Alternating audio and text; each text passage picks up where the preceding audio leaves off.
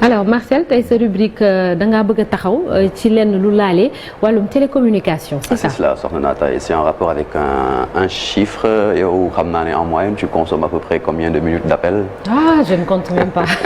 Donc tu as bien contribué à ce chiffre ndaxte en 2021 les Sénégalais dañ daal di passé rek li nga xamante ne moom mooy 31,78 milliards de minutes sur leur téléphone portable. Donc en 2020 on avait émis lu tolloon ci 28,09 milliards de minutes d'appel au Sénégal. Donc ñu gis na ne ci benn at le temps passé au téléphone mobile dafa daal di rek yokk lu bëri de 3,69 milliards de minutes en valeur absolue et donc mu di benn hausse boo xamante ne 13,16% la en valeur relative. Donc moyenne des appels passés dafa jàll de 1520 minutes par abonné en 2020 à 1599 minutes par abonné en 2021 mu di tamit benn yokkute bi nga xamante ne dañ ko nemmeeku ci wàllu appel en moyenne de chaque abonné de 79 minutes plus précisément en un an. Ñuy fàttali que yi les chiffres sur l'usage de la téléphonie mobile au Sénégal dañ koy daal di rek fësal kan ma ko fësal mu di ARTP moom mi nga xamante ne dafa daal di publier début mois de septembre bi rapport 2021 ci li nga xamante ne moom mooy le marché des communications au Sénégal soxna Nata. ñu taxaw tuuti léegi Marcel ci chiffres yi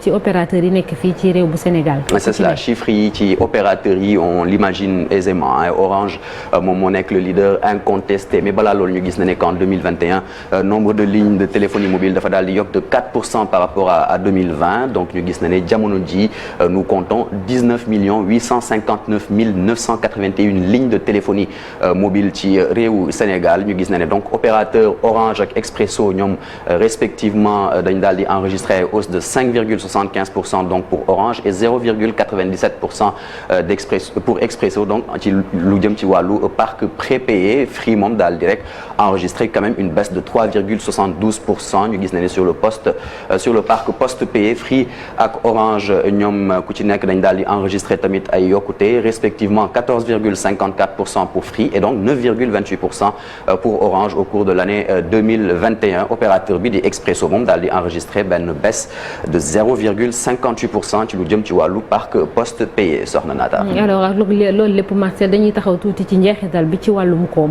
ci wàllum koom am na ci solo soxna Nata ndaxte gis nañ ne que sur le plan économique lu toll ci 469,92 milliards de francs CFA de chiffre d'affaires lañ daal di réaliser ñoom opérateur téléphonie mobile yi ci atum 2021 alors qu'en 2020 ñu ngi tolloon ci 428,79 milliards de francs CFA. Donc mu di benn yokkute bu toll ci 8,87% par rapport donc à 2020. Leader incontesté Orange nekk xamante ne moom mooy marque commerciale bu groupe Sonatel daal di rek quand même connaître une baisse de ses parts de marché bu toll ci 0,67%.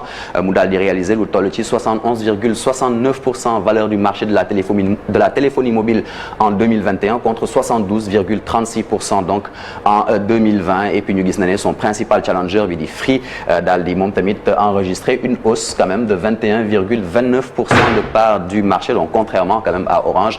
Et par contre ñu gis na ne part de marché Expresso toll ci 6,95% dafa daal di wàññeeku de 1,04%. Au total donc ñu gis na ne marché communication électronique yi mu di téléphonie fixe mobile wala sax internet au Sénégal daal di enregistré benn chiffre d'affaires global de 630,78 milliards de francs CFA toujours en 2021. Donc bu ñu ko comparé ak 2020 chiffre d'affaires bi daal di quand même wàññeeku de 6,93%. ñu gis na ne cette baisse mën nañ expliquer loolu rek par li nga xamante ne moom mooy wàññeeku bi ci lu jëm ci wàllu activité de téléphonie fixe de moins en moins utilisée au Sénégal. Et puis ñu gis na ne que le chiffre d'affaires réalisé sur le marché de la téléphonie mobile moom dafa daal di wàññeeku de 34,96% en 2021 s'établissant donc à 160,86 milliards de francs CFA toujours selon l'ARTP selon Soxna Nata. alors Marcel opérateur yooyu noonu du ci woote bi rek la ñuy jëlee xaalis internet bi tamit nekk na lu am solo n'est-ce pas. exactement internet bi tamit nekk na lu am solo loolu waral ñu tuddee ko le Sénégal un pays quand même très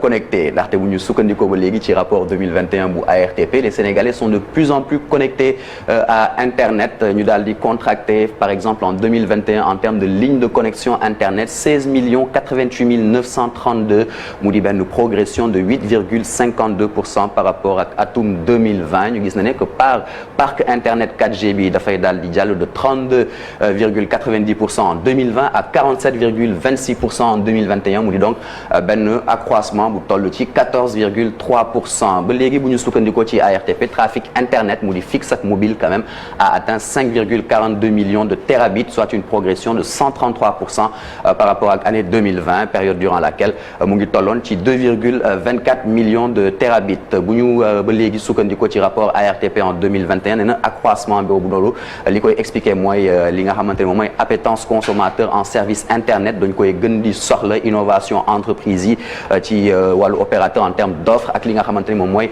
accès à la technologie de 4e génération. Donc sur le marché de l'internet, Orange reste moom tamit toujours dominant muy détenir 65,28% des parts de marché en 2020 en hausse de 3,52% par rapport ak atum 2020. Donc ñu jeexale ak li nga xamante ni moom mooy Free ak Expresso ñoo ngi doon détenir en fin 2021 respectivement 23,72% de parts pour Free en baisse de 0,63 points et puis 9,29% pour Expresso de parts de marché en hausse de 4,16 points. Soxna Nata. Merci beaucoup Marcel Farba Maroun pour tous ces détails. Alors tu vas m'aider un peu ci sa slide bu njëkk bi. D'accord moom laay taxaw Chérif en quelques secondes voilà mooy bu njëkk bi voilà 31,78 milliards de minutes. ci téléphone portable Chérif Dia yow ci 31,78 milliards yi yow ñaata nga ci am ci woote Chérif. boo koy xayma rek. non bari mënuma ko xayma mais en tout cas bari na. parce que c'est normal ñuy jokkoo parce que liggéey bi ñu dafa tax man sama jokkoo yëpp c'est plus liggéey bi surtout. li ngay wax suufe na trop. waxal ci kaw wala li ma la wax leer na dama ne la man li ñuy jokkoo bari na parce que métier bi ni def donc dafa laa jokkoo. absolument donc boo ko doon natt quand même bari na trop fii ci Sénégal mais li am solo mooy opérateurs yi. ñoom it dañu gën a góorgóorlu ci qualité bi. ci bonne qualité de service bi bénéfice yi ñuy am tamit ñu comp ci as tuut tamit di ko delloowaat ci askan amul comp loolu état bi moo ci war a gën a góorgóorlu quand même pour li naan responsabilité sociétale aussi ñu am ko su ko defee quand même ñu yaatal ko nit ñi mën cee gis seen bopp. beneen bi aussi mooy couverture bi. sur le plan national aussi parce que am na ci yenn diwaan yoo xamante ni du fa egg am na yenn zone yoo xam boo demee dañ la naan ay réseau Gambie la ñuy capté ak réseau yeneen dëkk yu nekk ci frontière loolu foofu moom war nañ cee gën a def effort. ñoom it gis naan ci remaniement bi am nañ ministère bu bees muy Moussa Bokar Thiam.